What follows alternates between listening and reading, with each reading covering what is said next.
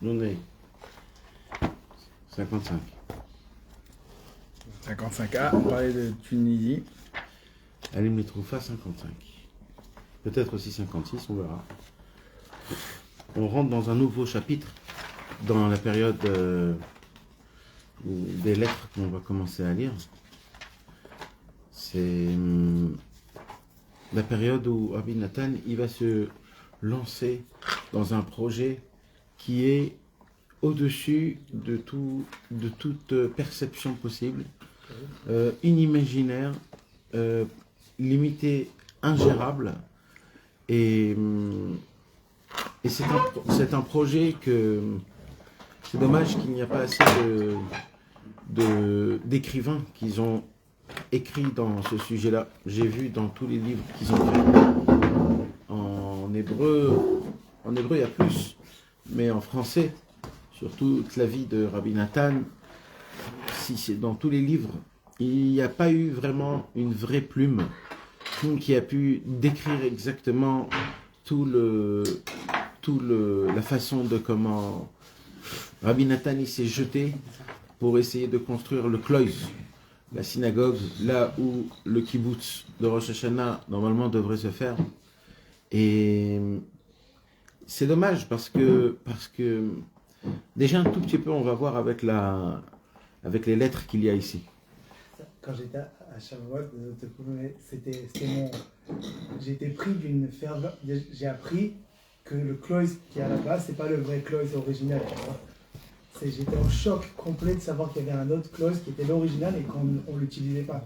Je cherchais à m'approcher du truc, mais j'ai tourné pendant 1 heure à pied, j'arrivais pas. On peut pas arriver par la route, il y a des barrières autour. C'est des complètement grandes fou que ça soit pas même visitable aujourd'hui comme étant c'est toi qui m'as dit que le jour où ça se trouvera ou je sais pas quoi. Non, poussière, non. Non, pas du tout, Non, voilà. C'est-à-dire les murs, C'est un goy, il veut pas nous le filer. Moi je voulais juste embrasser les murs C'est un goy qui veut pas nous le donner. C'est incroyable. Abandonné comme ça. C'est que des murs quand même, ça reste des murs. Ouais, mais c'est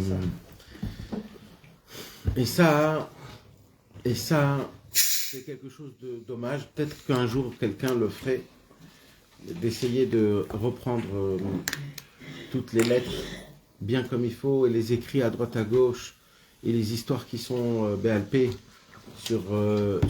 Il y en a beaucoup, il y en a vraiment beaucoup. Et c'est quelque chose à apprendre. C'est quelque chose à apprendre. C'est vraiment quelque chose à apprendre. D'abord, la façon de comment Rabbi Nathan il se jette dans un projet qui n'est pas... C'est pas normal. C'est pas normal. C'est pas normal que Rabbi Nathan il va aller de porte à porte, de ville en ville.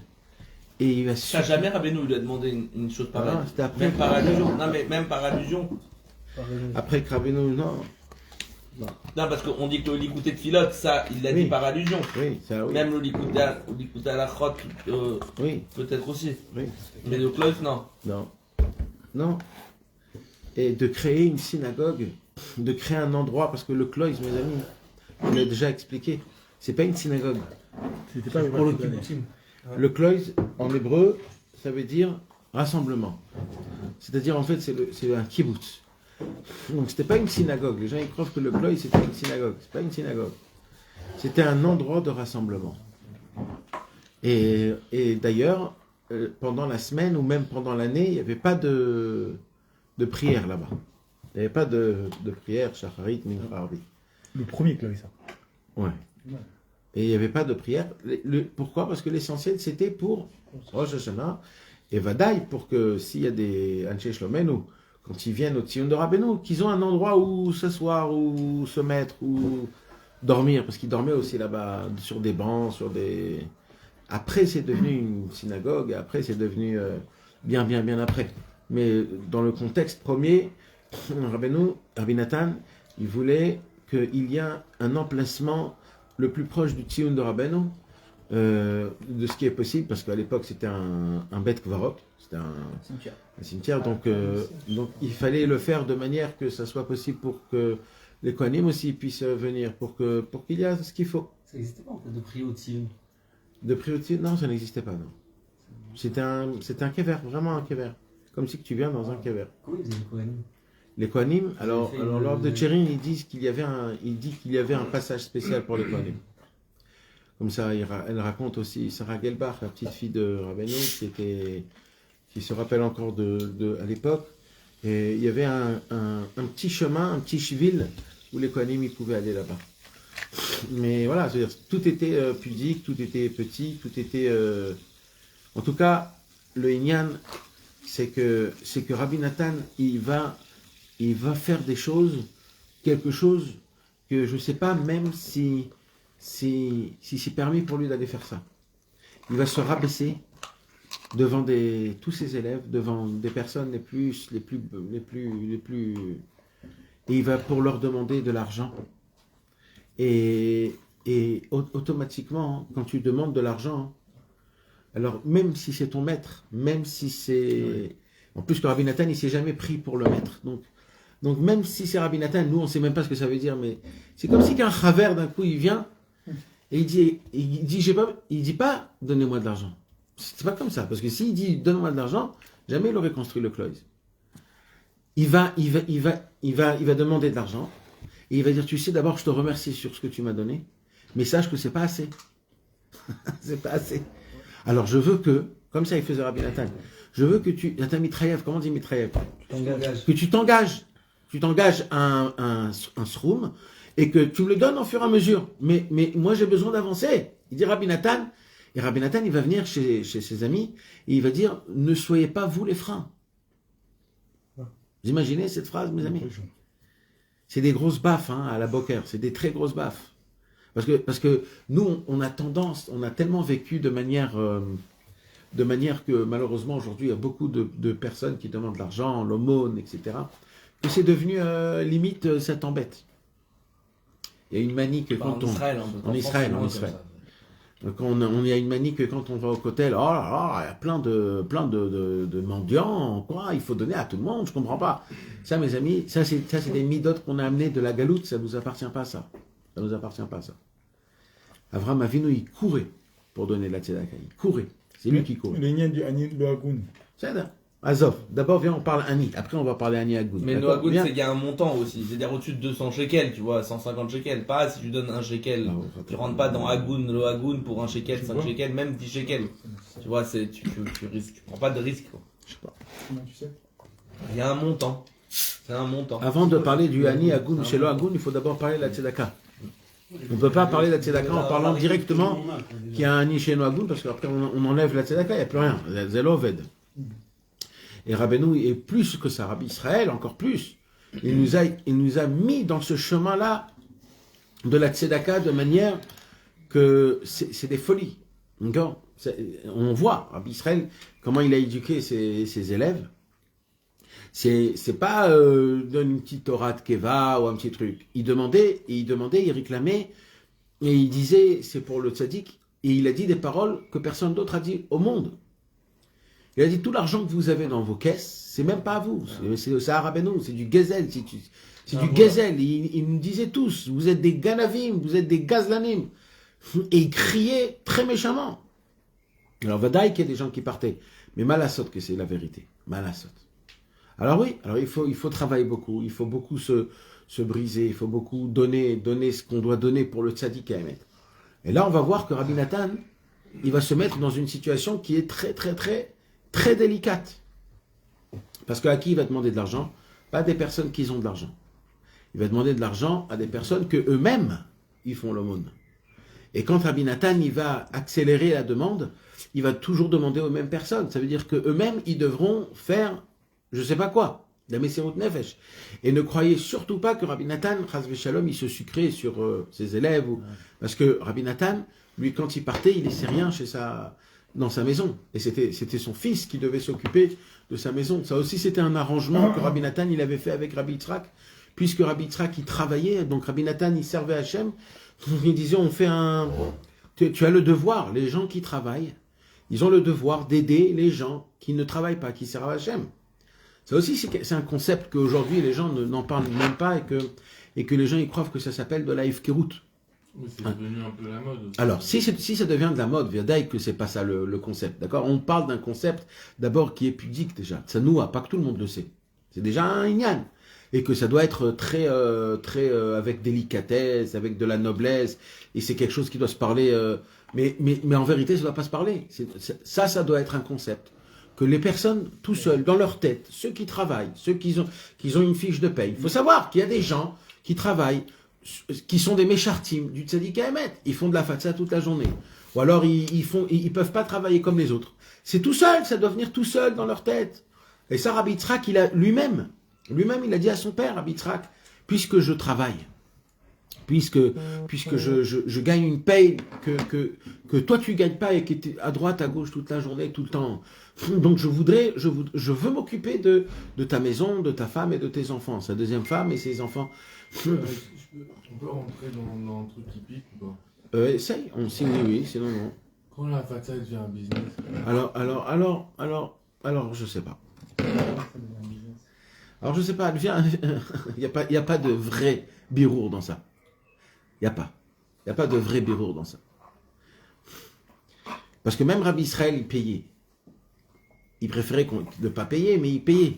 Et que quoi? Celui qui a fait le kitvé, le premier kitvé, Rabbi Israël. Non, il parle pas de ça. Il parle pas Tu parles des Dochanim, il parle de ça. de partout, et que les gars, ils te prennent Rabbeinu en mode marketing. Alors, si... Ou alors il y a des dérives avec... Non, c'est très dur de répondre sur ça. l'art C'est et tout ça. très dur de répondre sur ça. Au moment où l'argent, elle devient un sujet essentiel, alors il y a plus le reine et le père et le yofi. C'est la question, moi, j'ai pas compris. C'est quoi tu parles en gros? Quand la fatsa elle est détournée à d'autres fins. Ça veut dire Ça quoi? veut dire que t'as des Chaverim qui sortent En jour et profit nuit, sur les livres, genre? qui sortent jour et nuit, mais ils vivent vraiment de ça, quoi. Il n'y a pas de problème de vivre Non, de ça. c'est pas La ça, question, non. c'est est-ce que tu continueras s'il n'y aura pas de parnassa dedans? Voilà. C'est ça la question. Ouais. Et c'est quoi ton moteur? C'est la parnassa à travers la fatsa? Ou c'est la fatsa et à travers la fatsa, s'il y a de la parnassa, inematov? C'est ça la grande question. Mais aujourd'hui, il fallait que la parnassa c'est tellement ignan et on est tellement faible que le gars qui est payé à traduire ou à publier comme ça, il ne faut pas lui en vouloir que... Non, je parle pas de Non, mais on ça. parle pas d'en vouloir ou pas en Non, mais vouloir. s'il y a pas d'argent, Non, vous n'avez pas compris. je On parle parle pas de ça. Les produits dérivés, Rabbeinu, chacun il ouvre ses marques de Rabbeinu, chacun, tu vois. C'est pas la fatsa, ça. Ça, c'est un autre ignal encore. Bah si, quand même, ça fait... À la base, il parle des livres. Viens, on revient déjà aux bases, d'accord? Viens, on revient aux bases, parce que ça, personne n'a un birour dessus. Bah oui. Viens, on parle d'abord des choses que oui, on peut dire qu'il y a un birour dessus. Premièrement, c'est que on sait que Rabbi Nathan, quand Rabbi Nachman de Tulchin est venu pour la première fois avec le Likuta Alachot de Rabbi Nathan, et que tous les Chaverim, ils attendaient de voir et de saluter Rabbi Nachman de Tulchin, de l'élouer, comment on dit, de le louanger, de lui dire, ah, comme ça. Rabbi Nathan, il lui a donné une petite baffette comme ça. Il a dit, lui, jetez-le de l'autre côté, lui. Et il venait à peine, après un an d'Afatsa. Un an, il a donné le guet à sa femme. Un an, il est parti. Un an, il est parti à pied il est parti. Parce qu'il n'avait pas d'argent.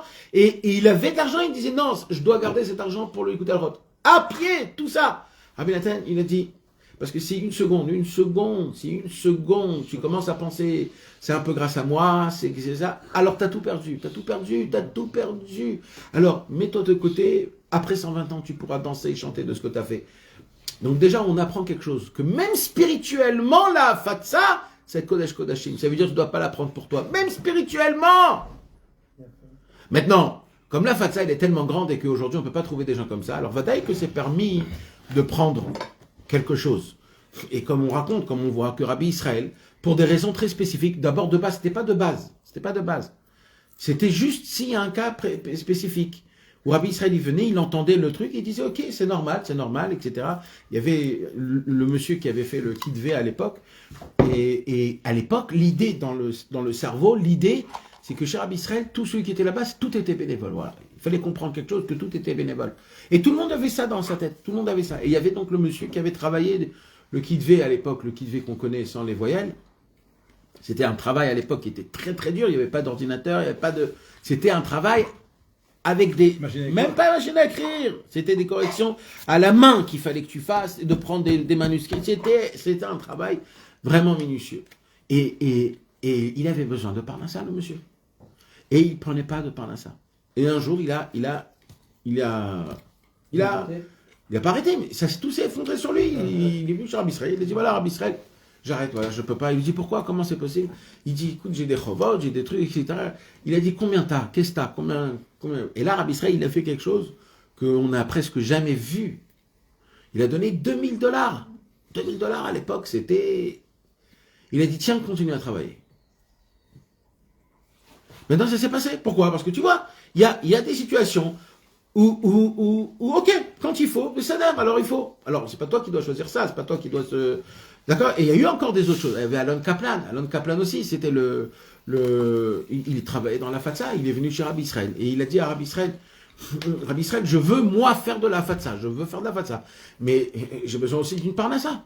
Alors, qu'est-ce qu'il veut dire Rabbi Israël? Il veut dire Rabbi Israël, alors travaille dans ta Parnassa, et après fais de la Fatsa, gratuitement. Et il lui dit, comme ça, je ne pourrais pas faire de la fatsa, parce que moi, je ne suis pas fait pour faire des maisons. Moi, je suis plutôt dans les ordinateurs, les trucs, etc. Alors Rabbi Israël, il a entendu et il a dit, ok, je suis prêt à te donner, pas beaucoup, ça veut dire un petit peu, ça veut dire vraiment, ce sera un minimum, ça veut dire vraiment que ça soit les Shem Shamaim. Et si tu as besoin, tu viens et tu me dis. C'est-à-dire, parce qu'il faut savoir que la bracha dans la fatsa et dans les livres, c'est la Messiot Nefesh. Voilà, il faut savoir une chose, mes amis. Il n'y a pas eu de la bracha comme à l'époque au Keren de Rabbi Israël, au tout début, quand le Keren, il était au tout début, où tous les Chaverim, ils étaient là-bas, tous bénévoles. Même l'essence, on ne voulait pas prendre des livres. Même l'essence. Les gens, ils faisaient du stop pour rentrer chez eux à la maison. Et il allait là-bas toute la semaine. C'est-à-dire, toute la semaine, le mec, il dort dans le camion. Toute la semaine. C'était des gens mariés. Toute la semaine, il dormait dans le camion.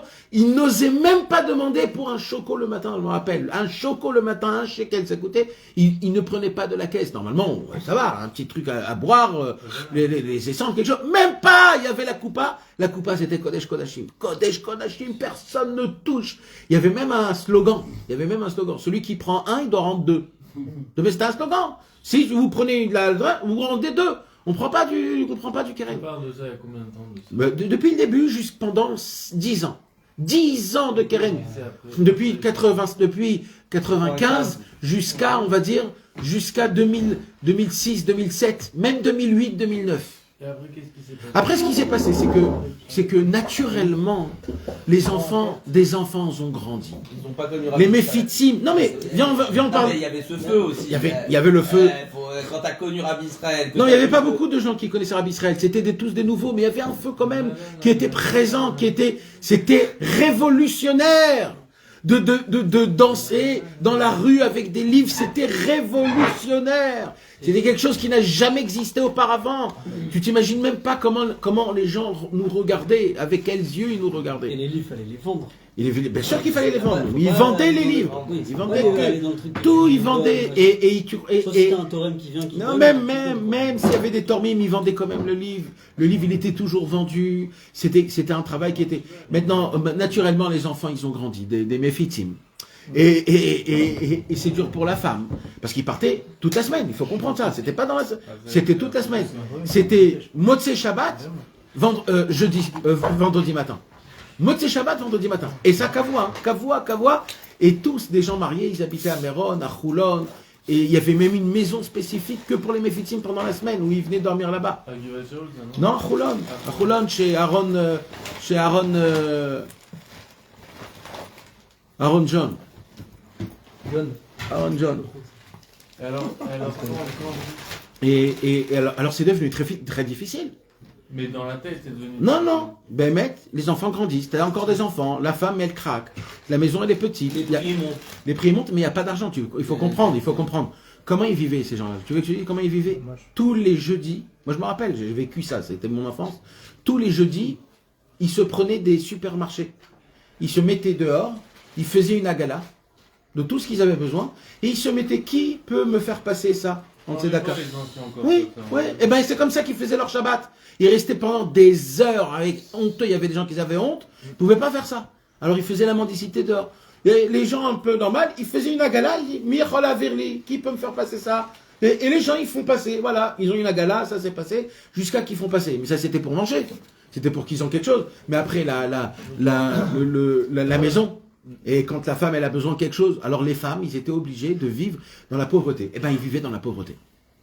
Et c'était pas des femmes chassidites, hein. C'était des balot chouva qui ont connu le monde de tout ce que tu veux. Eh ben, ils ont vécu. Eh ben, tu sais ce que c'est cette Messirut Nefesh là? Je veux dire ce que c'est cette Messirut. Cette Messirut Nefesh là, c'est 2 millions de livres à l'époque. Qui a été dans le monde. 2 millions de livres en disant jamais, jamais, jamais aucune afatsa a fait un truc pareil. Ni le Kerenat Passa de la Grande Shul Breslev, ni Mesher Hanachal, ni Torah Tanetzar, ni les petites Hotzot. Tout ce qu'ils ont fait gratuit. Même le Rav Chic, qu'à l'époque, ils vendaient tout le set de Rabbeinu à $1. C'était aussi un truc inimaginable. Inimaginable! Inimaginable à l'époque en Amérique. $1, tu recevais tous les 6 frères Rabbeinu. Il n'a pas fait comme ça. Pourquoi? Parce que la bracha, c'est la Messirut Nefesh. Quand il y a de la Messirut Nefesh, il y a de la bracha. Et c'est ça. Et c'est comme ça qu'Rabbi Israël, lui, il voulait conquérir le monde en entier. C'est à travers cette tzedaka, à travers cette bracha et cette Messirut Nefesh. C'est vrai, c'est dur pour tout le monde. El malasot. Va, si tu peux pas tout le temps, ok, il faut. Mais après, malheureusement, le temps, il fait ce qu'il fait. Et que petit à petit, pas beaucoup de gens, ils ont de la Messirut Nefesh. Pas tout le monde a de la Messirut Nefesh. À l'époque, il y avait Amram Ourvitz qui était là comme un lion. Et que quand il te parlait, qu'il te regardait, tous tes problèmes, c'était fini. T'allais tout de suite, t'allais à la fatsa, tout c'est que de la fatsa. Et il est niftar. 2005, il est niftar. Et depuis ça, c'est... Alors, depuis ça, alors, les anciens, ils sont devenus d'Avrichim dans un kollel, ils doivent marier maintenant leurs enfants, ils doivent garder une caricature propre, orthodoxe pour... voilà. Après les nouveaux, ils ont un petit peu connu les anciens. Il y en a qu'aujourd'hui, dans la fatsa, ils ont pas connu les anciens. C'est une nouvelle fatsa qu'il y a aujourd'hui. Il y a une nouvelle fatsa. On voit les Bachourim, à l'époque, tout le monde était en chapeau et en khalifa. Tout le monde. Ils allaient dans le gmar de Yudaleb Frank, ils allaient mettre le chapeau et la khalifa. Ils avaient l'air comme des clochards, parce que c'était des... Mais, ils étaient tous avec des chapeaux et des khalifas. Pourquoi? Parce que c'est de la Vodat Hashem. Alors aujourd'hui, c'est devenu... Alors, moi, je ne demande pas que ce soit comme ça encore aujourd'hui. Mais ça veut dire, ça a changé énormément. Aujourd'hui, si tu sais pas où aller, si t'as pas un mariage ou un truc, si t'as pas un bon truc, tu sais pas si tu sors, on sort pas. À l'époque, les mecs, ils étaient dans une heure spéciale. Ils étaient 10, ils attendaient en bas. On va, c'est quand qu'on sort, c'est quand qu'on va, c'est quand qu'on conquérit, on conquérit. Rabbeinu, il doit, c'est comme le feu. Pourquoi, Nathan, si t'as pas un mariage, si t'as pas un truc, tu sors pas, c'est qu'il n'y a pas d'argent, quoi. C'est qu'il n'y a pas d'argent, et aussi t'as pas l'envie, parce que des fois c'est très dur, frérot. Tu sais ce que c'est de frapper à les portes et qu'on te ferme la porte pendant 5 heures, et tu portes des livres. Tu sais comment ça te brise, tu sais plus, tu veux plus rien faire de ta vie. Et il faut le refaire le lendemain matin, il faut rester souriant, il faut chanter, il faut être vital. Il faut que tu es le représentant de la lumière de Rabbeinu Akadosh. Tu peux pas venir comme ça. Donc ne croyez pas, c'est le travail le plus dur au monde. C'est le travail le plus dur au monde de diffuser la lumière du tzaddik à émettre. Et chacun, il doit le faire dans son niveau, dans son domaine. Parce qu'on peut pas dire que moi j'ai pas de domaine. Tout le monde a un domaine de Hafatsa. Tout le monde. C'est obligé. Rabbi Nathan, il a dit, c'est ou Beratson, ou Bemamon, ou Betircha. Dans la volonté, dans l'argent et dans la fatigue. Un des trois. Ou les trois. Ou les trois, Vadaï. Encore mieux. Mais ça, c'est le minimum de tout. Mes amis, le Mashiach ne pourra pas venir tant que le Ham Israël, il n'est pas encore au courant des enseignements de Rabbeinu. Voilà, tout est dit. Tout est dit. Tout est dit. Parce que l'idée de Mashiach, c'est le tzaddik Haemet Rabbi Nachman de Breslev. Et je le dis pas parce que je suis en Breslev ou parce que comme les autres ils font ouais Mashiach, pas du tout. C'est aucun rapport à rien du tout. C'est Rabbeinu lui-même qui l'a dit. Que la Torah qu'il a dévoilée, c'est une Torah du Mashiach, que le Mashiach lui-même va enseigner, que le Mashiach va ramener le monde à travers cette Torah-là, à travers Azamra, à travers Aïe, à travers cette Torah-là, c'est là, c'est ça qui va divulguer le Mashiach. Quand le Mashiach, il va venir pour amener le Ham Israël, il va pas faire comme ça, le monde, il va devenir pur, pas du tout. Il va venir, il va leur enseigner les livres de Rabbeinu. Donc nous, actuellement, Rabbeinu, il est venu dans ce monde, il nous a fait un nom, une bonté. Mais c'est pas que pour nous, c'est pour aussi tous nos amis, tous nos copains. Et on est obligé d'avoir tous, chez soi à la maison, des livres à vendre. On sait jamais. Moi, un jour, quelqu'un est venu chez moi me réparer un tuyau. Aucun rapport. Le mec, aucun rapport. Il a vu dans ma maison plein de trucs pressés. Il dit, ah, t'aurais pas l'écouter Moran? Dans ma tête, je me suis dit, j'ai eu un flashback parce que ça veut dire, j'ai plein d'écouter Moran, mais c'est tous les miens, ça veut dire. Et d'un coup, je me suis dit, mais quelle honte. Ça veut dire, quelle honte. Je dis, Vadaï, Achibo. Je dis, Tifrar lecha ez eshatarotse. Choisis celui que t'as envie. Même celui de 1812. Non, ça veut dire celui-là, il est pas dans la. Alors, mais quand même, ça veut dire quand même. Ça veut dire, je me suis dit, comment? Quelque chose de aussi simple que ça. On n'a pas un set pour vendre au cas où. Jamais on sait. Au cas où. Tu sais pas. Tu veux faire un cadeau, un remerciement. Tiens, un petit livre. Tiens. Comment ça se fait qu'on n'a pas dans notre sacoche toujours un livre en plus? Un livre. Ça, c'est le livre de la Fatsa. Comment on voyait Meir Yemini qui tenait des sacs, les sacs en plastique israéliens, les sacs qui sont, il les portait tout le temps, il était avec. Mais un jour, on lui a dit, mais t'as pas mal à tes mains, mais qu'est-ce qu'ils ont tes mains? Comment tu supportes? Tout le temps avec ses sacs. Et il n'était pas en voiture, hein, à pied tout le temps. Il suait, il était noir, tellement il était dehors. Noir. Et ses sacs remplis de feuilles et c'est comme ça qu'il a rapporté Aaron Pat, c'est comme ça qu'il a rapporté Israël Dagan, tous, tout le monde, Sharon Teltsur, etc. C'est ça, c'est que comme ça que ça se passe. Là, on sait c'est combien de livres par an à peu près par Bien sûr qu'on sait. Bien Inara Baruch Hashem, on dépasse les 5 millions par 2-3 ans. L'année dernière, c'était 5 millions. De livres. Sur un an? Sur un an. 5 millions de livres, c'est inimaginable. C'est parce qu'il y a eu beaucoup d'Adpasot, de l'Ikuta Alachot, de Tzaraïra, donc c'est beaucoup de livres. Mais c'est énorme, ça veut dire c'est inimaginable. Il y a eu beaucoup d'envois, mais ça veut dire c'est pas ça tous les années, hein. Tous les années c'est beaucoup moins, mais ça veut dire c'est ça le Icar. Maintenant, il faut qu'il y ait de la bracha. Alors, qu'est-ce qui s'est passé? Quand Amram, il est niftar et que le Rav Pakshar est rentré, alors il a compris ça. Alors il a dit, ok, on essaye de repartir depuis le début. On enlève toutes les mascorotes. Plus aucune mascorette, plus rien. Ça, c'était quand? Amram, il donnait des mascorotes? Amram, il a dit, puisque les Chaverim y tombent et qu'ils viennent plus faire de la fatsa, et il y a que eux qui savent, on est obligé de les payer. On est obligé de leur donner une voiture et un téléphone. Obligatoire. En malasot. C'est devenu très grand. On avait plus de 200 méfitim. 200 méfitim, c'est plus qu'un... C'est un vrai lignan. C'est un vrai business. Et ne crois pas, hein, parce que les femmes, ils appellent le soir, j'ai pas de quoi manger. Comment tu prends mon mari? Moi, j'ai pas de quoi manger. Donc, il donnait même des bijoux. Il appelait les méfitim, il dit voilà, tiens, on a un torrent d'un bijou, tu donneras ça à ta femme. C'est-à-dire, même les bijoux pour la femme, il était doeg. Pour que la fatsa, elle soit... que personne ne touche le Inyan de la fatsa. La fatsa, ça doit être le Kodesh Kodashim. Mais des gens comme ça, ils peuvent pas vivre longtemps. Et il est parti, il y a eu une catastrophe pendant 2 ans. C'était la catastrophe totale. Tout le monde est parti, des chovot. Parce qu'il est niftar, Oui, mais c'est quoi là? Il y a eu quoi? Les chovot, c'est très long à raconter. Mais Kitsour, le Rav Pakshar, il a dit on va revenir comme c'était à l'époque. Alors j'enlève toutes les voitures, tous les téléphones, toutes les mascorotes, et qui reste? Il reste que les gens qui veulent faire de la Messirut Nefesh. Et que les gens du bureau, je les paye, parce que c'est un travail de bureau, de trucs, c'est normal. Mais ça a marché? Restait des méfitimes un peu? Alors, ce qui s'est passé, c'est que le Keren en lui-même, avec les livres, avec tout ce qui se passe, ça a monté, ça a marché, Chaval à l'Azman, mais le problème des méfitim, c'est que les méfitim, c'est plus ce qu'il y avait à l'époque, jusqu'à aujourd'hui. Et aujourd'hui, bon, je vais pas rentrer. Moi, je suis en train, je vous raconte ça parce que il y a des gens qui croient, à moi, ça me touche pas. Parce que moi, je suis pas dans ce délire-là. Complètement faux, mes amis. Complètement faux. Tous les Chassidé Breslev, quand ils ont commencé à voir ceux qui étaient des méfitim, parce qu'il faut comprendre qu'à l'époque, des méfitim, il n'y en avait pas beaucoup. Il y en avait en Pologne et à Yerushalayim. Voilà, il n'y en avait pas en Ukraine. Donc, en Pologne et Yerushalayim, il fallait voir, il faut apprendre la fatsa des Polonais. Qu'est-ce qu'ils écrivent dans leurs lettres? Que personne ne sort sans des livres. Et à l'époque, c'était pas des chilonim, c'était des chassidim. Il fallait se rentrer dans. Et ils étaient là, et tout le monde, il y avait même un klal. Tout celui qui s'appelle un chassid Breslev, il est obligé de faire une orat keva, une tzedaka, avec un montant spécifique à écrit. Ils ont écrit de ça. Ça veut dire, mais qu'est-ce que vous croyez? Qu'est-ce que vous croyez? Vous croyez mettre dans cette lumière ou vous croyez pas? Dites-moi la vérité. Est-ce que vous avez mettre la Emouna que c'est ça la lumière du Mashiach Tzidkenu? Est-ce que vous croyez que c'est ça que le Mashiach va enseigner? Vous croyez vraiment qu'on peut devenir des vrais des vrais Chosrim B'Tchouva grâce à ça. Parce que si vous croyez en ça, vous avez le devoir de donner votre âme et votre argent et tout. Et c'est vous et c'est vous. Et nous, on doit pas vous dire merci. C'est vous qui devez dire merci que vous avez le mérite de donner cet argent au tzaddik à Emet. Sachez-le.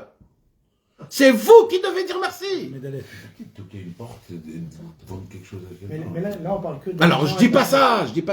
Ça, il y a des gens qui ont la possibilité de faire ça. Moi, ce que je te dis, c'est que tu as dans ta maison, tu vois ça, là? Un petit truc comme ça, où tu as des livres. Voilà, ça, c'est pour vendre. Ça, c'est pour donner au cadeau. Ça, c'est quand quelqu'un, il a besoin. T'as quelque chose. Si tu comprends, c'est ça ce que je te dis. Tu dois être opérationnel. T'es pas obligé. Comme ça, si un jour quelqu'un dit, ah, j'ai vu, t'as une kippa blanche, t'aurais pas peut-être un petit livre? Si! T'as fait ton travail. C'est le minimum. Alors, Vadaï, t'as des copains, t'as un magasin, t'as une voiture. Je sais pas, chacun, il doit réfléchir dans son ignan. Plus des autocollants que de... Alors, il y a aussi ça. Ça aussi, c'est les autocollants. Il faut pas être mésalzel. Même les autocollants, il faut pas être mésalzel des autocollants. Parce que chacun. Alors, hein? Après, on a l'impression que c'est le quart du business maintenant. Parce que toi, tu regardes le côté du business. Moi, je dis que même, ok, je sais pas. Moi, je connais pas le lien du business. Si tu vas chercher, c'est la Je sais pas comment ça fonctionne. T'as des gens, leur Itarouta, c'est un t-shirt, mon frère. C'est malheureux, mais c'est comme ça. Un livre, ça peut pas rentrer chez eux, birlal. Ils sont pas encore là. Et des fois, c'est un t-shirt. T'as des mecs qui viennent pour un t-shirt. Et ce truc-là, il va les. C'est bizarre, mais. Il faut tout. La vraie afatsa, il y avait des chitotes, comment faire de la afatsa. Il y avait un Victor à l'époque, que lui, un Victor, il avait reçu de Rabbi Israël que la afatsa, c'est pas en masse. Si tu prends une personne, et tu restes avec lui pendant 3-4 mois, tu deviens son copain, tu l'aides dans toute sa vie, tu rentres dans sa maison, et tu lui éblouis de Rabbeinu. Et voilà, ta fille, comment on dit, ta visé, fixé, ciblé et tiré. Comme ça, il y avait à Victor, il faisait. Après, il y avait Uri Eliav. Uri Eliav, lui, il disait, il a reçu de Rabbi Israël que le Icar de la Fatsa, c'est les Rikoudim, de faire montrer dans le monde la Simcha que t'as. Et si t'es sa mère, les gens ils vont venir tout seuls. C'est que des nanachim, et oui, et comme ça, Uri Eliav, le professionnel des Rikoudim, des danses à Méron, qui restait des heures et des journées en train de sauter. Ça, c'est ses enfants. Mais on rentre pas, c'est pas important, parce que tout le monde faisait des shlatim, tout le monde faisait, ça veut dire, c'est pas, mais ça veut dire, il y a des... Il a dit, t'as fait un achat de il avait tagué. Oui, mais c'était pas parce que c'était ça. C'est parce que comment il avait fait, c'était un... Il s'est mis en danger pour ça, ça veut dire. Faire des livres, de ça. Faut pas jouer comme ça, dire c'est business, pas business. Faut chercher à ce que ce soit pas en mission de dépêche. On s'en fout. Non. Chacun fasse ce qu'il peut. Mais Tu peux faire l'inverse. quand il y a de la Messirut Nefesh, il y a de la bracha. Sache-le. C'est que ça que tu dois savoir. Que des fois, il y aura des situations où ça sera un peu compliqué. Et là, on te dit, sache, fais un peu de Messirut Nefesh. Parce que la vraie Messirut Nefesh, c'est ça. Tout. Rabbi Nathan, quand il parle de la Messirut Nefesh, il parle d'abord de l'argent. C'est d'abord de l'argent. C'est la première Messirut Nefesh. T'as pas d'argent à donner? C'est la plus facile. Et c'est une mitzvah. T'as pas d'argent à donner? Ok. Alors, va sort dehors, va porter, va, je sais pas, mais ça veut dire que les gens, ils donnent leur argent à des alliés à la Torah, ils donnent pour tout et pour rien, leur argent. Comment il est gaspillé l'argent? Voilà, la plus facile, c'est la plus difficile. Non, ça dépend des gens, comment chacun dans sa vie, mais ça veut dire, moi ce que je veux dire, c'est que on ne peut pas révolutionner le monde si on s'assoit dans une chaise et que le masgan il est pas à la mesure qu'il faut. Tu comprends? Ah, j'ai un peu chaud. Ah, là, t'as un peu chaud. Nous, dans les savannas, il n'y avait pas de masgan. Il n'y avait pas de masgan dans les savannas. C'était un tank. Tu rentrais dedans, tu voulais que sortir danser tellement que c'était pas possible. Et ça chauffait, et ça se cassait, et on allait, et c'était compliqué. Et il fallait pousser le savannah. Parce que des fois, on avait un Nissan, moi j'avais un Nissan, tous les mois de ces Shabbat, on devait sortir. Il y a une Autoglida, c'était la voiture la plus ancienne qui existe au monde. Il fallait la pousser avec les lits, il fallait la pousser. C'est ça la Hafatsa, mon frère. La Hafatsa, c'est tu te salis les mains. Rabbeinu, il se salit les mains pour toi, salis toi aussi les mains. Mais on a tous le devoir, Si on peut pas, c'est dans l'argent. Si on peut, c'est dans l'impression des livres, ou alors dans les livres eux-mêmes, ou alors en vendant les livres, ou alors en présentant les livres, ou alors en mettant toi-même déjà un dogma. Aussi, ça aussi. Mais il faut aussi aller, il faut diffuser. Vous savez pourquoi, mes amis? Il faut se rappeler d'une chose. On a posé la question à Rabbi Israël, comment Rabbi Israël, coordonneur, il s'est rapproché. On lui a posé la question. Alors le monsieur, il s'attendait que Rabbi Israël lui raconte une histoire. Et bien Rabbi Israël Ber, il lui a répondu une réponse d'Avodat Hashem. Il lui a dit quand il a été Méfitz Rabbeinu, ou quand il a diffusé Rabbeinu, à ce moment-là même, il s'est rapproché de Rabbeinu. Parce qu'on se rapproche Béhémet. Il faut savoir une chose. Rabbi Israël, il a dit, moi je veux des élèves au premier rang, prêts à sauter le premier dans le feu. Déjà, il faut savoir ça. Si tu es venu ici pour faire des photos, ou alors pour signer des signatures, il faut savoir, tu t'es trompé d'endroit. On est aujourd'hui actuellement à la dernière ligne, d'accord? On est au front, voilà, on est au front. On nous met au front, qu'on le veuille pas, David. On te met au front. Même si tu n'as pas envie, on te met au front. Tu as une barbe, des péotes, une kippa, on te met au front. Tu connais Rabbeinu, on te met au front. Tu veux ou pas? Et ce qu'on te demande, c'est que tu sois prêt à sauter le premier dans le feu, de ne pas avoir peur. Alors, Vadaï, Baruch Hashem, on a tout un. Il y a les Chaverim, il y a les livres, alors tout ça, ça nous aide à gérer un peu dans la vie. Mais il faut savoir que notre Avodat Hashem, il faut être déterminé. Il y avait à l'époque, moi j'ai lu un livre sur le Rav Ashlag, le premier Rabbi Yehuda Leib. J'ai lu un livre, je vous promets, j'avais honte. Voilà, Béhémet, j'avais honte. Je l'ai relu peut-être 4-5 fois tellement il m'a attrapé ce livre. Le Rav Ashlag, il avait un parcours qui était un peu ressemblant, comme un petit peu Breslev. Il a dévoilé le Zohar, ça a fait beaucoup de bruit. Les gens, ils n'étaient pas d'accord de son Zohar avec le Soulam. Qui tu es pour écrire le Soulam sur le Zohar HaKadosh? Et tous les chassidim, ils étaient contre lui. Il est enterré à Menouchot, non? En bas, juste en bas. En bas de Rabbi Israël. Ouais. En bas. Il y a la petite maison là, une petite maison en bas, juste en bas. Ouais. Bekitso, lui, il a écrit le Soulam, d'accord? Il a écrit le Soulam, et tout le monde a dit, mais tu te prends pour qui? Tu es Metargem le Soulam en hébreu, le Zohar il doit rester en araméen, tu amènes le Zohar dans les trucs comme ça, etc. Il y a eu une grande marloquette. Il n'a pas eu peur. Le Rav Ashlag, il n'a pas eu peur. Il s'en foutait complètement. Combien d'élèves il avait? 5-6. Mais 5-6, pas plus que ça, les gens ils ne savent pas. Il avait 5-6. Et tu sais comment on les jetait des pierres à eux. Mamage des pierres, c'était à Yerushalayim, à Givat Shaoul. Tout ça, ça s'est passé à Givat Shaoul. On leur jetait des pierres à eux. C'était en quelle année ça? C'était Koumamdina, un petit peu Koumamdina. 50. Après les années 50. Ouais.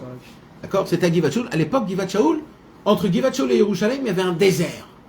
Le Rav Ashlag, il habitait à Givat Shaoul. Eux, ils habitaient à Mea Sharim. Ils devaient aller à pied. Et tu sais quoi?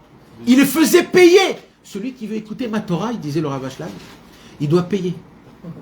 Et pas plus qu'une personne. Alors, comme ils n'avaient pas d'argent, tous les élèves se cotisaient, ils donnaient ce qu'il fallait pour la journée, et il n'y en avait qu'un qui allait. Et comme ça marchait. Et il raconte, on allait là-bas, c'était que la nuit qu'il étudiait, parce que la journée, il ne voulait pas.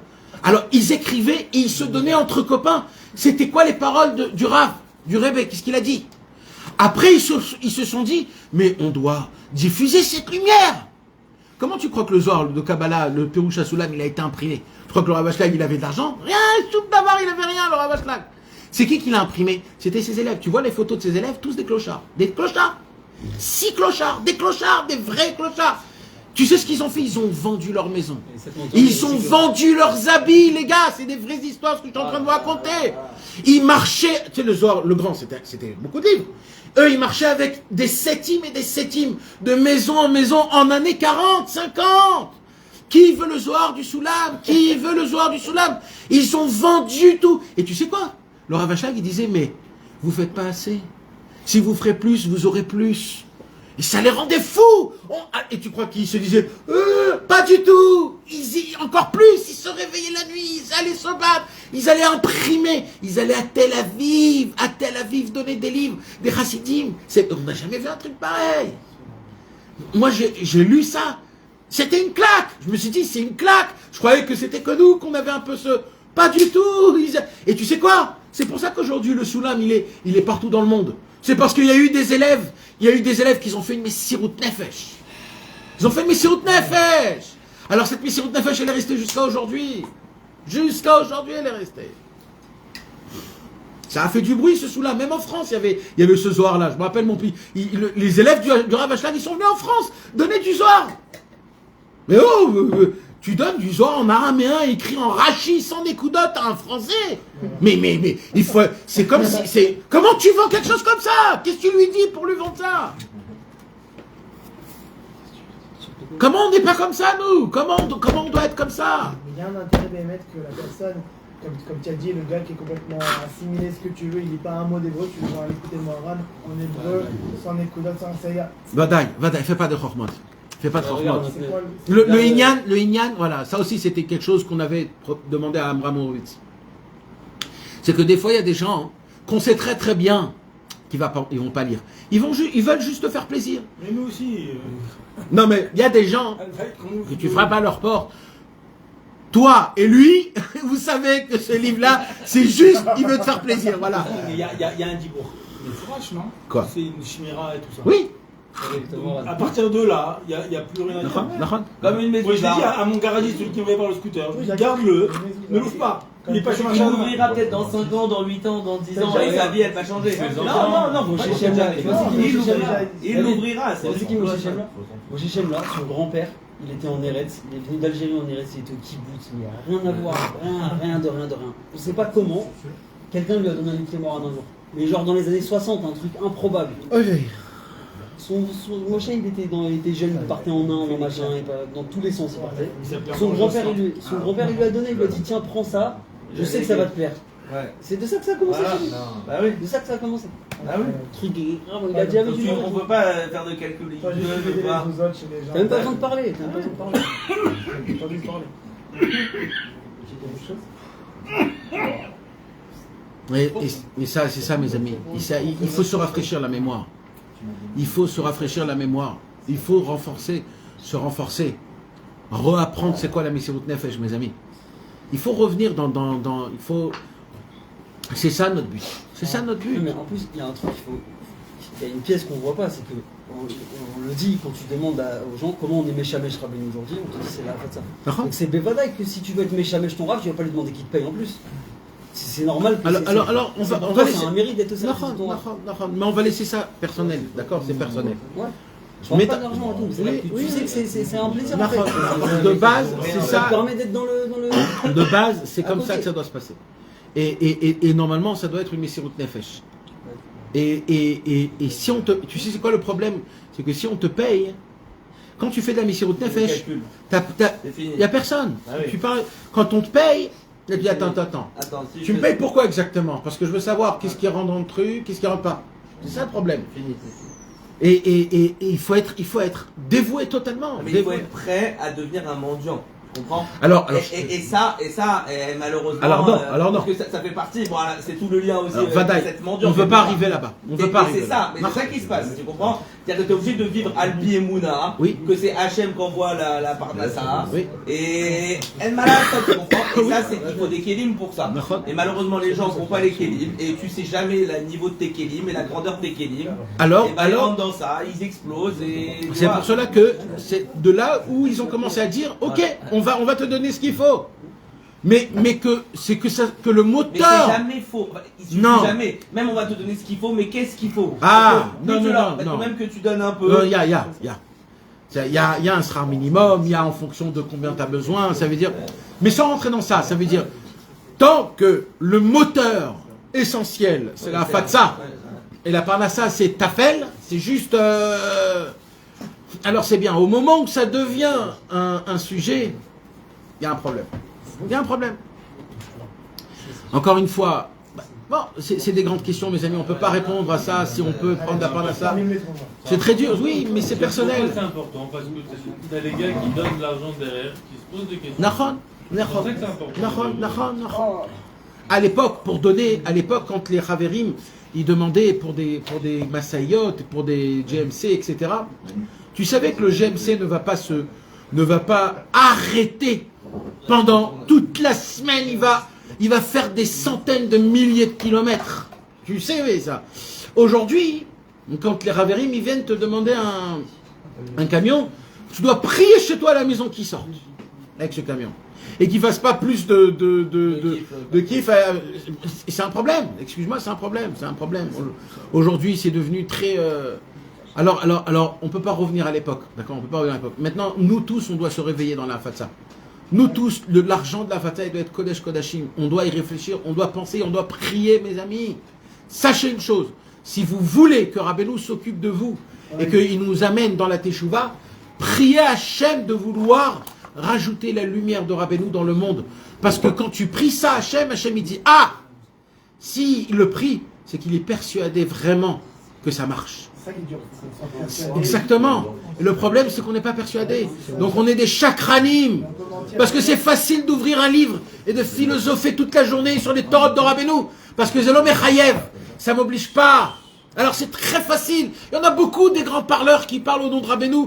Des très très grands et hauts et beaux parleurs. Mais tu sais c'est quoi le Hémet? Le Hémet, c'est de sortir de ton zone de confort de chez toi. C'est d'aller porter ou parler, je sais pas, mais d'aller diffuser des livres. Il y a aujourd'hui les drachot, là, le Shabbat de Rabbi Nachman. Ça aussi, ça peut être une afatsa. De prendre les drachot, là, de Shabbat, comment ça s'appelle, les sidrot, là, les sadarot, les alonim, de les mettre dans des synagogues. Moi, c'était ma fatsa quand j'étais tout jeune, avant la bar mitzvah. C'était ça ce que je faisais. Je mettais que, voilà, c'est ma fatsa. Il y a aujourd'hui tout l'internet, il y a tous les WhatsApp, envoyer une parole. Il manque de comment faire de la fatsa. Il manque pas. Juste découvre. Ouvre ton cerveau. Il y a quoi faire.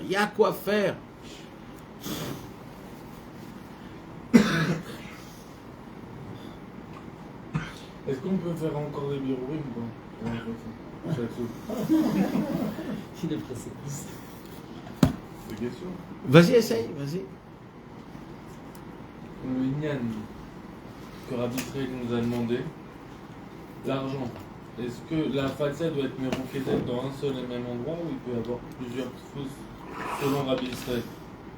Après que Rabbi Israël soit venu, est-ce que c'est via le Keren exclusivement? Je peux te répondre, mais ça sera ma propre idée. Ma propre idée, c'est pas la peine de l'écouter maintenant. Je t'en parlerai après. Il n'y a pas de birour dans ça. Et je vais te dire une chose. Baruch Hashem, qu'il y a encore et encore, c'est bien. C'est que c'est ça, Malev et Gadish, Mikav les Kav. C'est qu'il y a de partout. Rempli d'une extrémité à l'autre. C'est très bien. Besofo shel davar, ze mesharet otan. En fin de compte, ça fait que de la fatsa, ça agrandit le nom du tzaddik à Emet. Parce que on peut pas, parce que c'est minateva, c'est-à-dire naturellement, les livres ils vont aller dans des endroits qu'ils ne pouvaient pas aller dans un autre à travers une seule personne. Maintenant après, il y a une autre question qui pose. C'est pas comme ça qu'il faut poser la question. C'est une autre question. C'est où il y a de la bracha. C'est où il y a de la bracha. Dans quelle étude il y a de la bracha. Il y a des livres, moi je connais, moi j'en ai plein des livres. Il y a des éditions, par le Breslev. Il y a des éditions de livres que je connais l'édition, et je sais que toute l'édition, elle a été faite mamash pour la Parnassa. C'est mamash que pour la Parnassa. Ils ont fait des éditions en tant que Parnassa, mamash. Et ils ont imprimé tout un set en entier qui continue encore de tous les livres du Baal Shem Tov. Tous les livres du Baal Shem Tov. Vous ne connaissez pas, ne croyez pas que vous connaissez pas. C'est le truc en Amérique. Et c'était fait que... Et comme là-bas, il y avait des livres très... qu'aujourd'hui, c'est dur de les trouver, je les ai achetés, ces livres-là. Et en sachant que les gens qui font ça, ils le font. Et ils le disent, ça veut dire... c'est du business, voilà, c'est de la parnassa. Eh bien, je vais vous dire un secret. Et ces livres-là, j'arrive pas à les lire. J'arrive pas à les lire, ils sont là. J'ai envie de les donner. Même quand tu ouvres, c'est dur, tu sens pas qu'il y a... Tu sais, quand on écrit le Sefer Torah, il y a écrit qu'il faut se tremper au mikvé, il faut avoir de l'Aïrat Shamaï. On n'a pas le droit d'entendre la radio quand on écrit un Sefer Torah. Ça veut dire c'est kadosh. Rabbeinu, il a dit un livre qu'un rachat, il a regardé. Ce livre-là, il ne faut pas le regarder, parce qu'il influence. Tu peux les donner. C'est dur ça, aujourd'hui. Ça, peux les donner. Tu le mets dans un shtibler. Shtibler, c'est klal. Tu mets dans un shtibler. Non.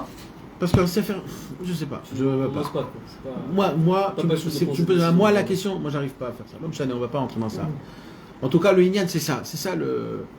Et donc il y a une bracha spécifique. Il y a une bracha d'étudier dans des livres.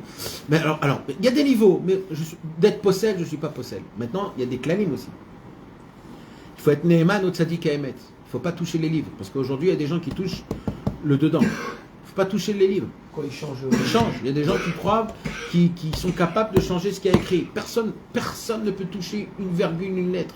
Personne au monde. Et une lettre Mefourichet de Rabbeinu. Mais Vadaï, aujourd'hui, il change, même à Meshech HaNachal, même à Torah Netzach, il change les mots. Aujourd'hui, il y a encore des autres, je ne veux pas dire les noms, mais il change des mots et des lettres des livres de Rabbeinu. Il change. Parce qu'eux, ils te disent, ils se sont trompés, aujourd'hui, c'est plus ce langage-là, aujourd'hui, on ne dit pas ce mot-là, alors il faut dire ce mot, c'est pas des changements qui sont comment on dit, dramatiques. Mais c'est des changements. Tu changes le langage de c'est pas le mot dramatique. Ils n'ont pas fait ça parce qu'ils ont une idée derrière. Non, eux ils croient que c'est mieux. C'est-à-dire c'est plus beau. Chez le Keren de Rabbi Israël, il faut que tu comprennes quelque chose. Même pas un Yud ou un Vav on change. Je vais aller même plus loin que ça. Ils ont voulu faire un écouté de filote spécialisé pour Shabbat. Comment? D'enlever tous les oïs. Les mecs, pas que les oïs. Tous les là où il y a écrit pardon, supplication, ils ont voulu enlever. Quand c'est monté dans les grandes personnes, ils ont dit mais jamais de la vie ça va se faire. Alors mais quand même il faudrait qu'on fasse quelque chose comme ça. Ok. Alors ils ont dit tu sais quoi, on est prêt à rapetissir les mots.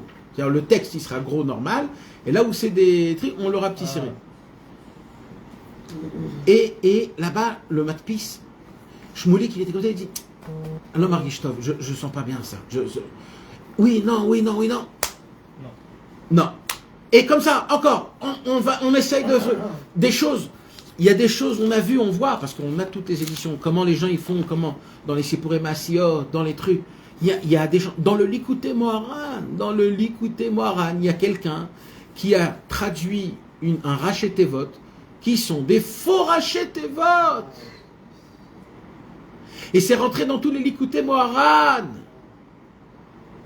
Et nous, quand on a réparé ça, ils ont dit que nous, on s'est trompés. Et on a fait montrer les manuscrits, Baruch Hashem qui a des manuscrits, et ils ont fait montrer comment la preuve. Et ils ne savaient pas que pendant 40 ans, dans le Likouté Moharan, il y a une Torah, où ils ont été Poter un Rachetevot, qui était Taout Ramour. Tu te rappelles, c'était quoi le Rachetevot? Ouais, je me rappelle. Ah, c'est pas important. Nathan, c'est toi qui passes derrière les livres du Keren? Aussi, un petit peu. Ça veut dire par exemple pour les traductions, etc. Un petit peu. Est-ce qu'il y a plusieurs? Je sais pas comment. Vadaï qu'il y a Comment plusieurs. ça marche au niveau des traductions? Une traduction, il y a un traducteur professionnel professionnel dans deux domaines, parce que ça on n'en trouve pas tout le temps. C'est le domaine traductif français et le domaine compréhensible Torah. Un bonhomme qui est attaché à Rabbeinu aussi? Qui est attaché à Rabbeinu, Vadaï. Non, je sais pas, je demande. Vadaï, attaché à Rabbeinu pendant des années, il a traduit des dizaines de livres auparavant, et il a déjà fait ce travail très longtemps avec des autres personnes, et il a fait des grands et gros travaux. Et aujourd'hui, il travaille avec le Keren, et après que lui, il fait sa correction, sa traduction, ça passe par un relecteur qui relit pour voir si en français le sens il est le même qu'en hébreu, le sens, rien qu'un travail de sens, parce que tout ce qu'on traduit en hébreu pas automatiquement c'est le sens il est le même en français, donc il y a un travail de sens. Alors lui, sur ce chico, ils viennent te voir pour demander. alors non, c'est des professionnels de ça.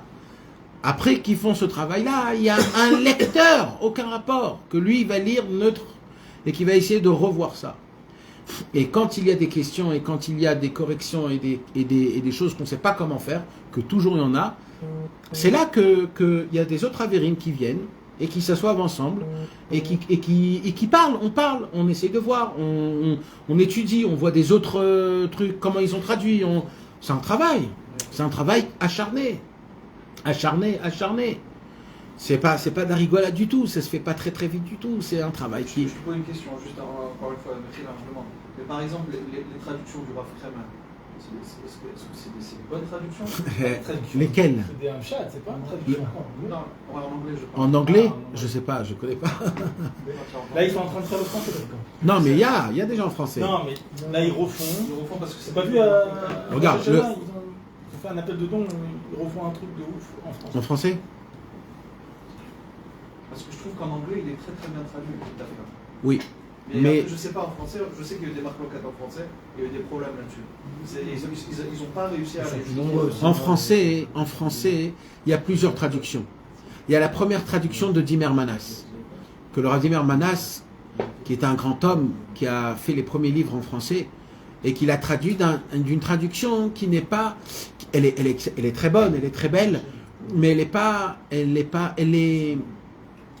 Je peux pas dire, c'est très dur je peux pas cataloguiser. En tout cas, nous, ce qu'on a fait, c'est qu'on a essayé de faire mieux que tous les autres qu'ils ont déjà fait. On a appris de leur... Par exemple, je vais donner un petit exemple. Le Rav Dimer Manas, encore une fois, je dis pas qu'il se trompe, Ras Shalom. C'est un grand homme et c'est un homme vraiment qui a de quoi apprendre de lui, vraiment. Et il faut lui dire merci à lui.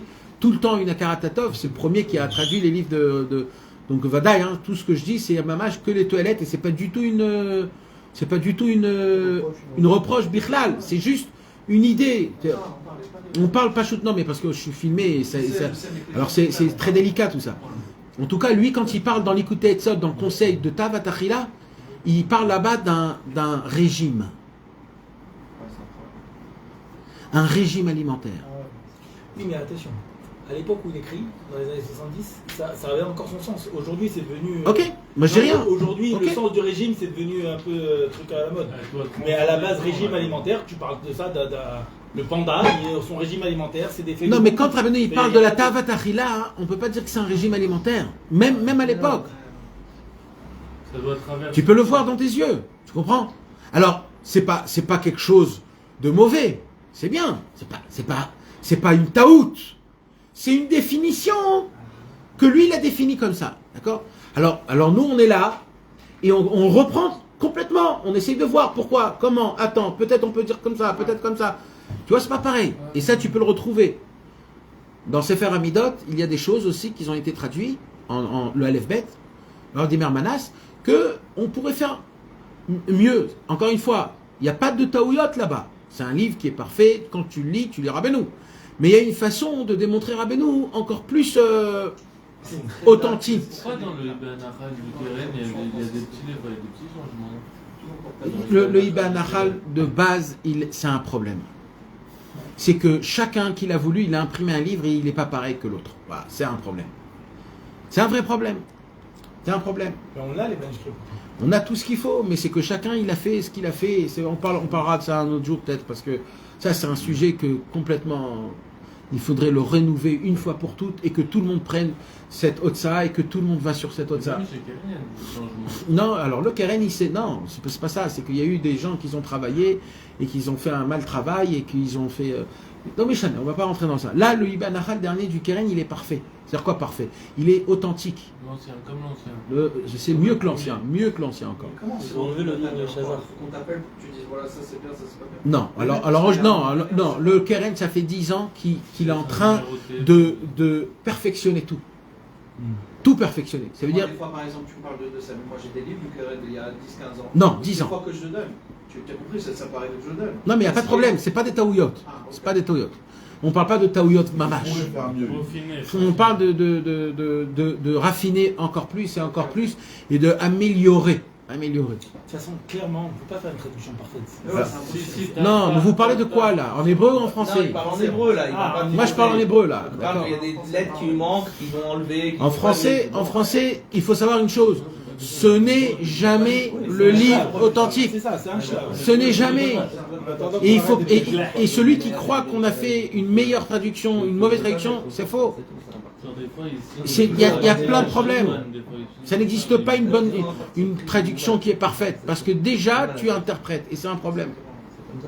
Peut-être qu'on commence la lettre.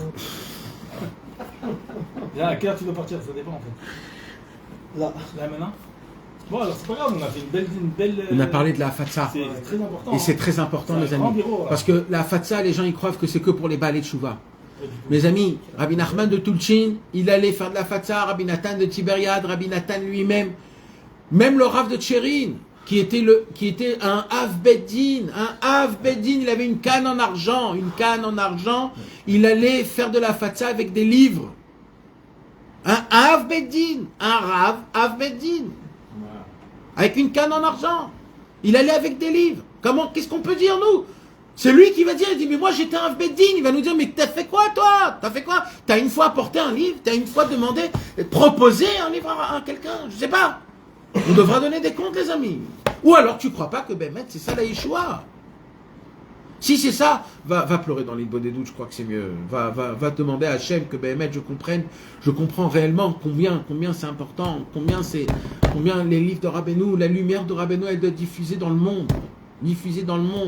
Et qu'elle soit pas comme on diffuse des flyers. Parce que ça aussi c'est très important. La Fatsa, elle doit être avec de la beauté, avec de la noblesse, ça doit être beau, ça doit être propre, ça doit être attirant, classe.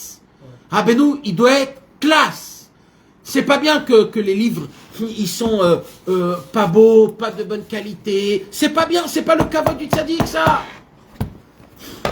Le premier Likutei Moharan, je me rappellerai toute ma vie, c'était à Sukkot. Premier Likutei Moharan, que le Keren, il a fait le grand bleu. Le premier Likutei Moharan, il sort à Sukkot, Yortzeit de Rabbeinu. Amram Hurwitz, depuis Yom Tov, il a pris son canapé de chez lui à la maison, il l'a emmené dans le Tfous, en face de la Mechona, il était assis comme ça, et toute la nuit, il voyait le Likutei Moharan. Dès que les 1000 livres sont sortis, regarde le Likutei Moharan comme ça, le bleu qu'on connaît tous. Il dit, le bleu, il est trop bleu. Et il dit, et les pages, ils sont trop grosses. Le livre, il pèse trop. Il dit, Ani lo rotze et ze. Mais Atrala. Il n'est pas rentré chez lui à la maison. Quelle année? C'était Tafshin Il y a beaucoup de changements. Nun Tet. En 99. En 99. Qu'est-ce qu'il a fait? Il a tout refait. C'est l'écoutez-moi là, ils sont allés dans les synagogues et dans les trucs. Il a tout refait. Moi j'ai chez moi à la maison les deux Likutei Moharan. Le premier édition et le deuxième, tu vois la différence? J'ai écrit Rosh Hashanah sur le deuxième, non? Ça c'était après. Ça c'est le grand. Ça c'est après. Avant cela, il y avait avant cela. Et tu vois Béhémet la différence, tu vois. Et Béhémet, il a dit, moi je veux qu'il y ait du kavod à Rabbeinu. C'était le premier Likutei Moharan, Menoukat, grand. Il n'y avait pas avant. Mais il fallait qu'il soit parfait. Et Rabbeinu, il doit être proposé dans des kelim mefoharim. Comme on dit. Splendide, dans des ustensiles splendides. Ça doit être beau, ça doit être... C'est pas comme ça des trucs jetés ou... Même toi, quand tu fais de la fatsa, tu dois être propre. Tu peux pas dire des gros mots. Tu peux pas te conduire comme un imbécile. Tu es le représentant, tu tiens des livres de Rabbeinu. Tu dois être droit, tu dois pas être un voleur, tu dois bien conduire. Quand tu conduis une voiture où il y a un autocollant, t'es plus quitté. T'es maintenant sur le badge du Tzadik Haemet. Fait très très très grave. Parce que de faire du Chilul Hashem sur le nom de Rabbeinu, alors là, mes amis, je veux pas vous en parler de ça tellement c'est grave. Il n'y a pas plus grave que ça. Il faut penser à tout ça, mes amis. Pourquoi il n'y a pas de formation? Il n'y a pas de formation. Ça, c'était une idée que j'ai voulu faire rentrer ça dans le Keren. De former des gens, etc. Nahon. Le problème, c'est que tous les jeunes, ils disent « Oh, quitte, on a nos idées, nos trucs !» Ils te jettent en 2 secondes. On est tout petit aujourd'hui, on est là, on dit « Ok, vas-y, juste sortez. » Mais oui, il faudrait faire des formations, Vadaï. Des formations, moi j'aurais dit même des yeshivot. Il faut créer des yeshivot qui t'en prend à étudier à faire de la fatsa, à danser tous les jours. Parce que pour bien faire de la fatsa, je pense qu'il faut avoir bien savoir. Alors, Parler de Rabbeinu. alors mon frère, quand il y a des gens qui travaillent dans les téléphones, ils font une formation de 1 heure d'un sujet que dans leur vie en entière, ils ont dit on va pas parler, et ils deviennent les plus grands trucs. Crois-moi. Parler de Rabbeinu, moi je sais vendre au téléphone, j'ai beaucoup de mal à vendre Rabbeinu aujourd'hui. Tu sais pourquoi? Tu veux pas Il sait pourquoi. Parce que t'es pas là. Il sait pourquoi. Et lui, il sait pourquoi. Il sait très bien pourquoi. C'est difficile, il faut savoir parler. Les gens, ils ont tous. Quand on parle de Torah, ils ont tous des arguments, les gens. C'est la mine d'Amozar. Exactement. Faut croire dans le. Tov. On veut faire la petite lettre, mes amis. Ouais. On n'est pas du retard, vraiment. Hein? Au moins quelques. Vous n'êtes pas à partir de 11h? L'homme chané, on va lire Nun Hey, obligé. On va lire la lettre Nun Hey, c'est le commencement au moins, mes amis, parce que là on va commencer à parler de comment Rabbi Nathan, le pauvre, mamash, moi quand je lis ces lettres-là, moi ça me rend malade. Ça me rend malade que comment Rabbi Nathan il est. Bezrat Hashem Itbarach, Yom He Ekev. Aouvi Beni Chavivi, mon amour, mon fils, mon bien-aimé. Ah, dis-moi comment il le traduit en français. Mon chéri, mon fils, mon bien-aimé. Il a fait. Ah, maintenant on a la traduction. Ça y est, on va plus. On remercie ceux qui ont participé à cette traduction. On ne citera pas. Alors tu me mets dans. Lis avec moi comme ça quand j'ai un truc. Okay. Tu sais me dire tout de suite. Donc Aouvi Beni Chavivi, mais je vais quand même traduire de ma traduction parce que c'est l'autre. Voilà. Alors mon amour, mon fils, mon bien-aimé, Mirtafra Kibalti Beshaazou, j'ai reçu ta lettre actuelle. Vayal il est Nachat Gadol, et j'ai eu un grand plaisir de cette lettre. Veine Bedati Linsoa Ayom Bezrat Hashem Idbar, et comme je te l'ai déjà dit, on l'a lu dans la lettre avant, je vais partir en voyage. Alken, c'est pour cela. Tirer les arrêts Atzmecha. C'est pour cela que je te demande, avant que je parte en voyage, essaye de vite fait d'envoyer Nishloach lebeti asach echad rubel chodesh vachetzi, 1 rouble et demi. Ki mouchach meod, car c'est très obligé. Ça c'est important pour qui, mes amis? Ça c'est important pour que Rabbi Nathan il a de quoi dans son voyage. Ça veut dire ce qu'il demande à Rabbi Nathan, c'est même pas pour sa famille. Sa famille Vadaï qui n'avait pas d'argent. Et Vadaï qui ne le laissait pas de l'argent, Rabbi Nathan. Alors ne me posez pas pourquoi, parce que Rabbi Nathan c'était le patron de la Messirut Nefesh, et personne ne peut oser dire ouais comment on lâche. Non, le lien de la Messirut Nefesh c'est personnel, on peut pas. C'est Kodesh Kodashim. Vegam asar shetotzi miyado ala binyan tishlach lepo. Je t'en supplie aussi, l'argent qu'on a, que les gens ils se sont, comment on avait dit tout à l'heure, non, qui se sont engagés de donner pour le binyan. C'est quoi le binyan? C'est le kloïs. Essaye de ramener ce que tu peux. Vishlach li al yede anashim sheisu mipo al erev Rosh Chodesh Elul aba alenu letova. Et jusqu'à Rosh Chodesh Elul, je vais rester à la maison et je t'en supplie que toutes les personnes qui viennent dans ma ville à moi, à Breslev, il dit Rabbi Nathan, fais en sorte qu'ils viennent tous avec de l'argent pour la construction du binyan. Il faut comprendre, mes amis, que Rabbi Nathan, il devait construire le kloïs en espace de quelques mois à Mamash, parce qu'il fallait trouver un emplacement où être à Rosh Hashanah. Et là c'est très proche. Là c'est très proche. Cette année-là, ils n'ont pas réussi à prier en fin de compte dans le kloïs.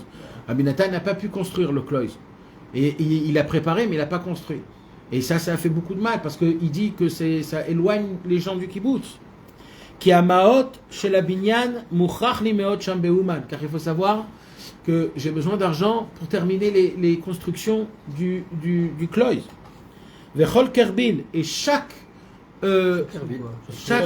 centime ou ata benai yoter me elef. Vous savez ce qu'il dit là? Là on apprend un chose de énorme. Mes amis, cette lettre, c'est un shulchan aruch d'Afatsa. Écoutez bien. Quand Chas v'Shalom, un inyan d'Afatsa a un problème d'argent, quand on donne, quand c'est une situation qui est très critique, chaque centime que tu donnes, c'est compté comme 1000. C'est Rabbi Nathan, il a été posé que ça.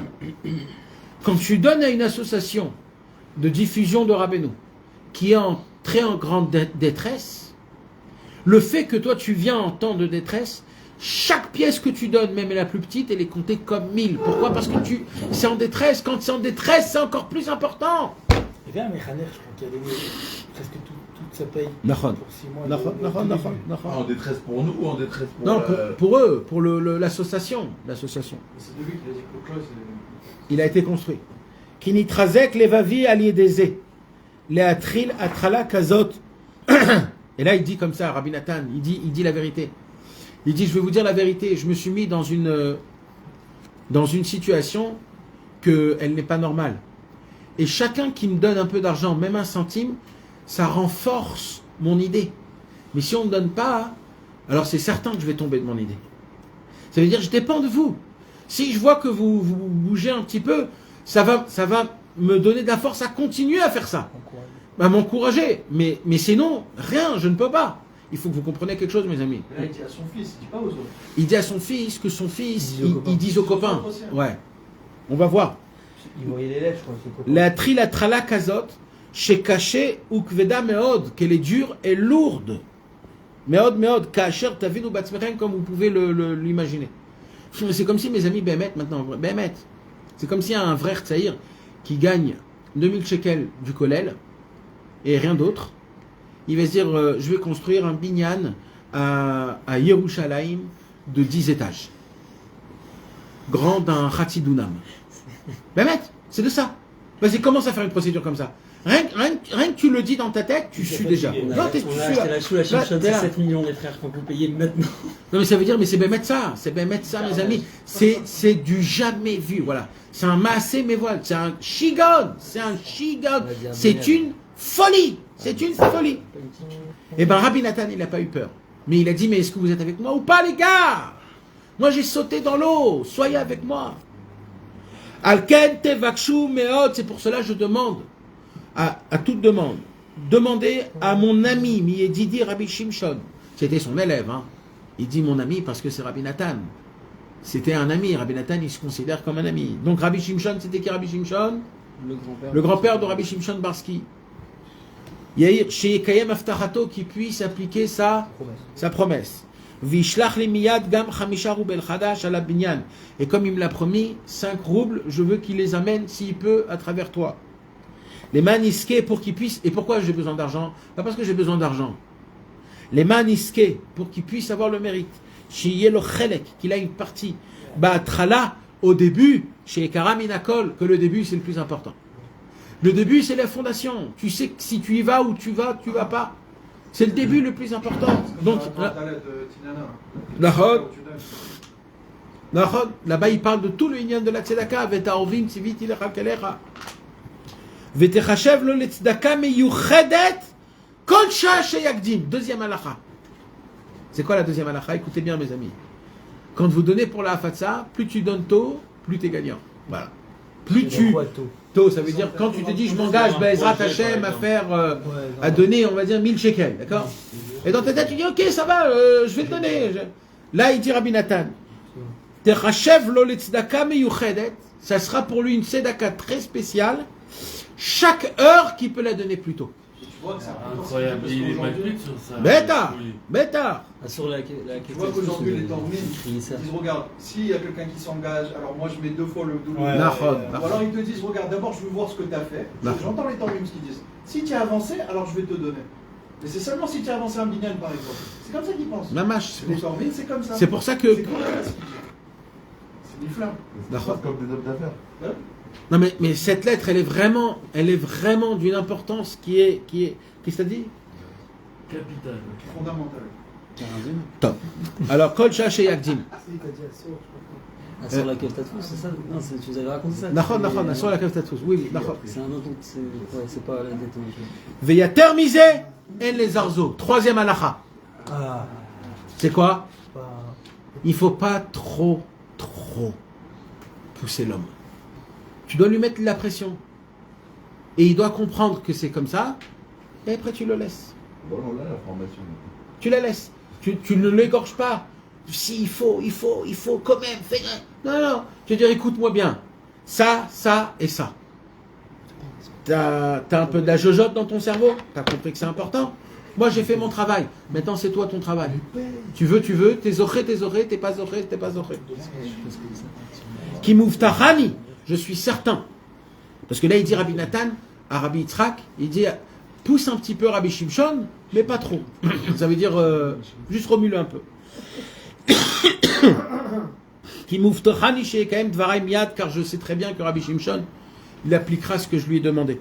Veishalem Hashem Poalo, et que Dieu lui paye ce qu'il fait. Ou Teim Neskorato Shlema Met Hashem, et que toute sa récompense, elle vient directement de Dieu. Veiskelirot Banim ou Bne Banim. Ça, c'est les brachot de Rabbi Nathan à celui qui donne au Inyanim de Rabbeinu. Regardez ce qu'il y a écrit ici. Veiskelirot Banim ou Bne Banim Oskim Batorah ou Bemitzvot. Quand on a grandi, la lumière de Rabbeinu dans le monde, c'est une ségoula, pas une ségoula. C'est une bracha tsuma. Pas juste les banim. Banim, ouvne banim. Quoi? Oskim batorah ou bemitzvot. Eh, mes amis, il n'y a rien. Vous savez, voilà, je termine avec ça, Bezrat Hashem. La Gemara, elle dit, c'est quoi qui fait des bons enfants? Mara Maseret Shabbat. D'allumer les bougies de Shabbat avec de l'huile d'olive. Ah bon? Mais pourquoi? Qu'est-ce qu'il y a dans l'huile d'olive qui va faire que mes enfants ils vont être des Talmidei Rachamim? Alors il y a tout un dioud dessus. En fait, c'est quoi? L'explication, c'est que plus l'huile elle est bonne, plus la lumière de Shabbat elle sera claire. Et en fait, c'est la clarté de la lumière de Shabbat qui crée la Gdusha que les enfants y voient, et ça leur donne de la Yirat Shamayim, et ça leur ouvre le cœur pour étudier. Alors écoutez bien maintenant. Il y a les Chassidés Breslev, les femmes Breslev, ils avaient le minag. Quand ils allumaient les bougies de Nerot de Shabbat, tout de suite après qu'ils ont allumé, de dire une petite bracha, une petite demande. C'est quoi la petite demande?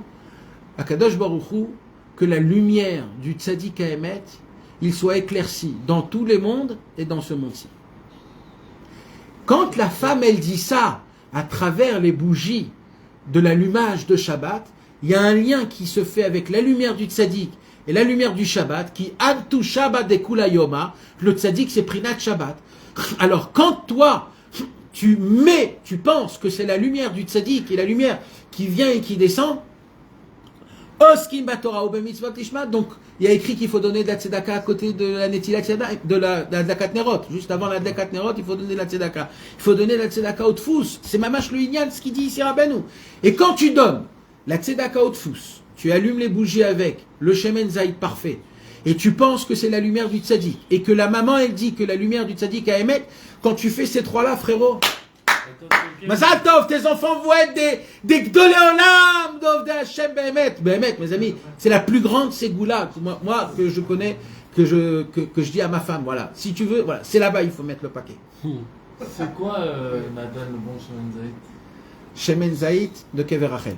Ah, c'est celui qui vend en bas là-bas. Kever Rachel, c'est le... On a 60 shekels la bouteille. En Malasot. En Malasot. Mais c'est vrai, ça, c'est que tu... Quoi? Non, moi je peux te dire, je les ai tous essayés et je les essaye toutes les années. Parce que chaque année ça change. Et les mèches. Les mèches. T'as tout à la boutique. En tout cas, mes amis, ce qu'il faut dans tout ça là, il faut force et courage! Force et courage! Si, on a terminé, on l'a dit. On a lu, non? Bon, du coup, les amis, il y a des livres là. Ah, attends, pardon. Il y a des livres à vendre.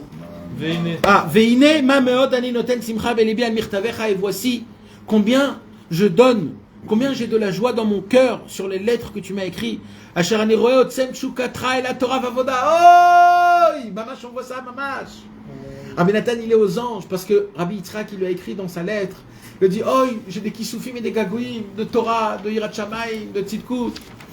Asher ani roe otsem shukatra et la Torah vavoda. Mi ten vaya levavcha zekol hayamim leman nitiv lechalad. Qui alva, et je souhaite que Bezrat Hashem, tout le temps, ça sera ça dans ton cœur.